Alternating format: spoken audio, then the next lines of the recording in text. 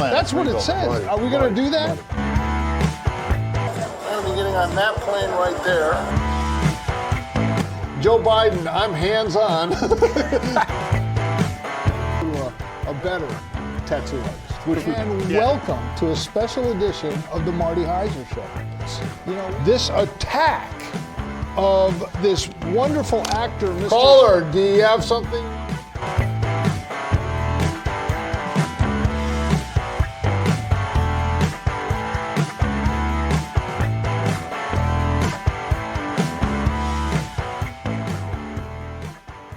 We're going to be talking to a pair of gentlemen that have started an organization called Whoowe. Whoowe, that's what it's called. You can Google it. A bunch of stuff comes up. But what it deals with is a living legacy. Through technology that we have right now, we can be a voice coming out of the past to future generations, to families, to loved ones. But first, I'd like to introduce Anthony Geathers and Dan Qualiano. Hey, what's they up? are the founding members, and they have a passion for an organization called Whoowe. Dan, you're the founder of this. What was your motivation? And thanks so much for joining us this evening. Thank you, Marty. Well, first of all, thanks for having us on. My motivation, I'll start from the very beginning. It won't be too long.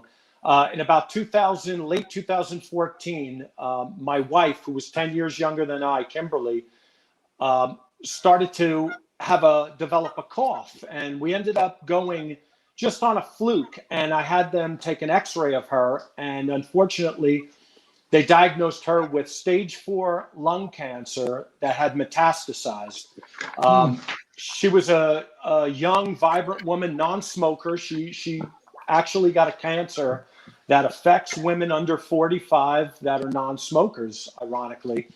And for 2 years, almost 3 years, we went through chemo and alternative therapies and just about anything you could try to stop the disease.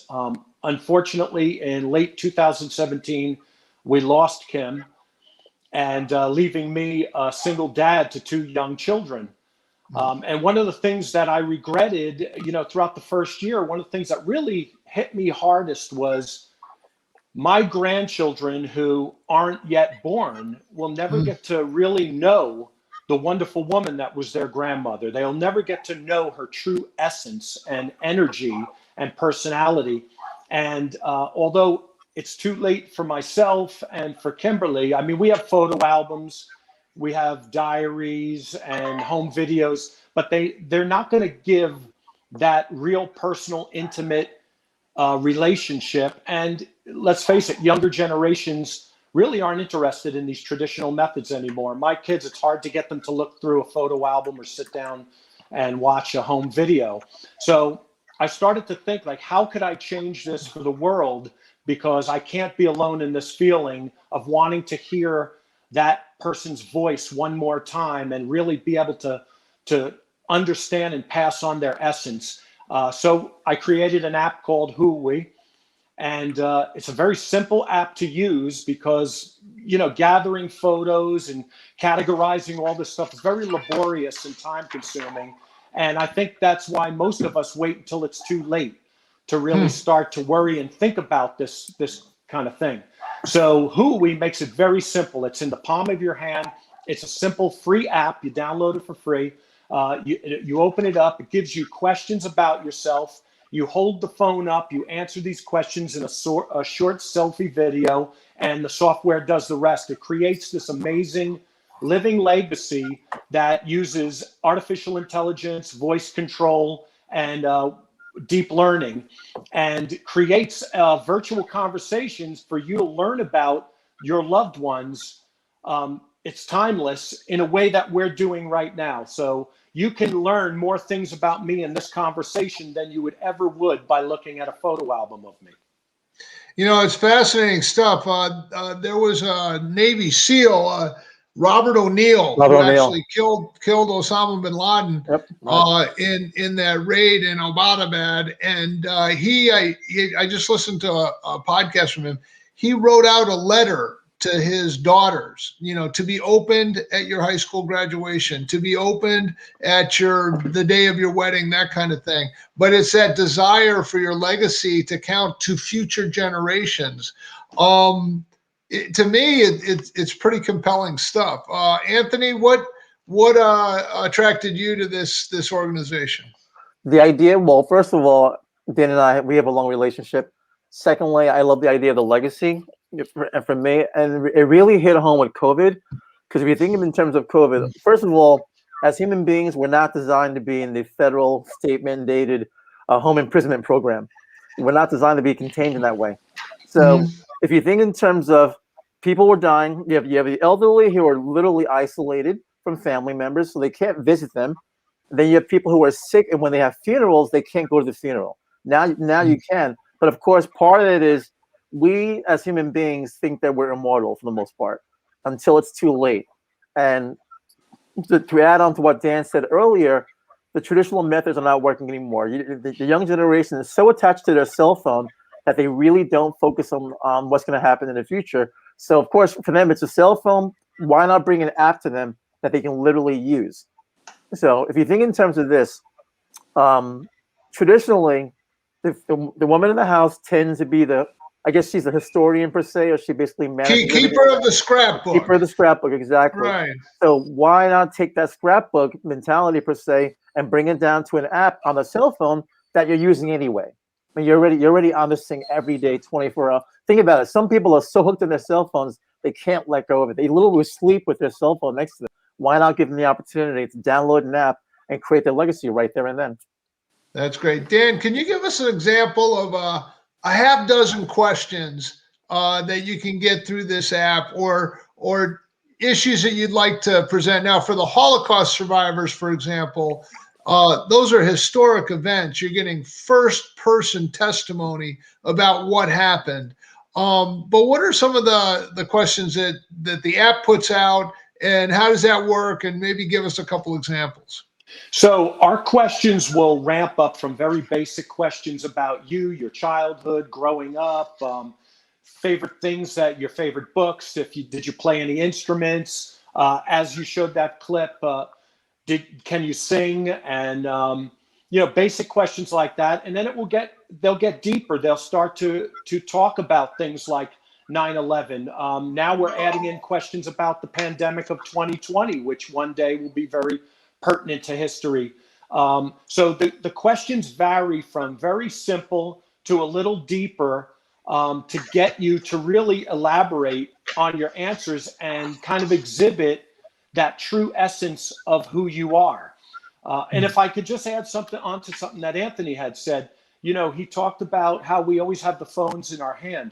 The younger generations now live in what I like to call a snapshot mentality, right? They're on their phones. They just want to scroll and get to the information that they want for that second and then move on. And so we kind of consulted with the younger generations in the development of our app to make it almost custom tailored to where they're heading, so that now you can ask the questions that are most important to you about your loved ones, get those answers instead of sitting and watching 45 minutes of a home video.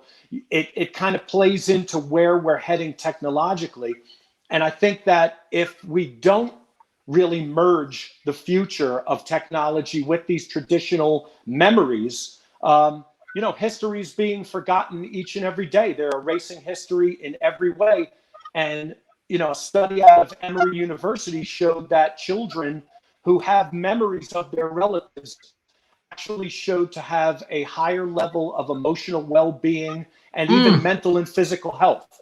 So this is a bigger thing, and I don't think we really realize how important it is. The village, used to take a village to raise a child, and now we're all living in this divided isolation, and you can see it in society. You can see that anger building, the disconnect. And we're just trying to kind of save that and maybe repair some of that damage. It's fascinating. I love history. Dan, I was kind of cyber spying on you, stalking you. I went to your website. You had this one picture of it must have been a Navy pilot that was coming down in a parachute and taking out a Japanese fighter with a Uzi machine gun from his parachute going down. I mean, for the young generation, there were some serious badass dudes, and you might not even realize it, but that might have been your grandfather, your great grandfather, storming the beaches of Normandy, or just a lovely great aunt that wrote poetry and produced wonderful things. I'm just saying, there's a lot to learn from our past, and what you're doing at Whoowe is giving every man. I mean, this is just universal ability to adopt this platform. Everyone can share their story for future generations. Now, Dan, you talked about on the logo, there's a cardinal. There's some significance to that. I don't think it's that you're a St. Louis Cardinals fan, but what was that about? So no, I'm a New York fan. I'm here in New York, so I'm not St. Louis Cardinals. So the Cardinal, it's an interesting story. I live in New York State, downstate New York, which is just over the New Jersey border. And I've been here now a little over 20 years in this house. And for the first 17 years, my wife and I, it's rural here. So we have woods behind us, and we've seen all kinds of wonderful animals, like everything you can imagine. But one thing we never saw was a cardinal. We would see blue jays, these beautiful yellow birds, hawks, even eagles, but never a cardinal. And ironically, the summer after my wife passed away, I was in bed one morning at about 6 a.m. I could hear this bird so loud, I thought it was in the house. And I'm laying there under the covers, and I'm like, uh-oh, a bird got in the house. And as I laid there, I realized it was just outside the window. So I opened up the shade, and sitting on the railing was this beautiful cardinal. I watched it for a little while, and then I got up, got my coffee, and I saw this cardinal sitting on my railing for over 4 hours that day. And every day that summer, that cardinal came back and landed on my railing every morning. So I felt that there was something deeper to this, never seeing it before. Now all of a sudden it shows up and it won't leave. So I looked it up, and ironically, it goes way back to Native American Indians, and even prior to that to Greek mythology. The cardinal is a symbol of a messenger sent from heaven to tell you they're thinking about you. Wow. Yeah. And it's, and I had that feeling. And for 3 years now, that cardinal shows up every year. And prior to that, we never saw one for over 17 years. Wow. So he now belongs on our logo, and we've affectionately named him Whoowe. That's right. Nice. That is great. So we're joined by Dave Streit as well. He's a student of history himself. Dave, what are your thoughts about the Whoowe, WHOOWE, Whoowe? Well, Marty, promise me you're not going to pick out me for the way I'm dressed tonight, okay? I'm always kind of sensitive about that. Guys, I can't tell you what a fabulous initiative this is. And a couple points to bring it close to home. My uncle, when he passed away, when they were cleaning up his office, they were going through an old basket with some old VHS movies in it. And all of a sudden, they found one that was labeled "To My Family." They popped it in, and guess what? It was advice to every member of the family with his comments on how much he loved them, how much he respected them, how proud he was. And I think of all the possessions that anyone in the family walked away with, whether it was money or personal effects, it was that videotape that was the most cherished because it spoke to everyone. The other example I'll give you is when my mom was in a care facility, I'd spend time there, and I just started talking to some of the residents. And the lives they led were so incredible that you just wanted a reality TV show to go around, interview everybody, and say, this was your life. And this one guy, I'll just cut it short, but there was this one guy, his name was Zoe. And unfortunately, Alzheimer's had set in pretty well, but he could still play the violin. And that's the only connection he had with the real world anymore. And one of his daughters or nieces came by one time, and she said, you want to learn about Zoe? I said, yeah, okay, whatever. Said, well, he's Polish, and he was caught up in a World War II prison camp. And some of the guards came through and said, hey, can anybody here play the violin? So he raised his hand. He spent the next 3 years playing in the Nazi orchestra, performing for Adolf Hitler. Wow. And that's how he spent the rest of his time. It's just these amazing stories are being lost every day. So my congratulations on the effort, and I think you got a big hit on your hands. Thank you. That's great. So Anthony, thank you for your service. Anthony served in the Air Force. Appreciate that. Dan, thank you so much for sharing and for founding this organization. Whoowe. Google it, check it out, and thank you so much for joining us. We really appreciate it.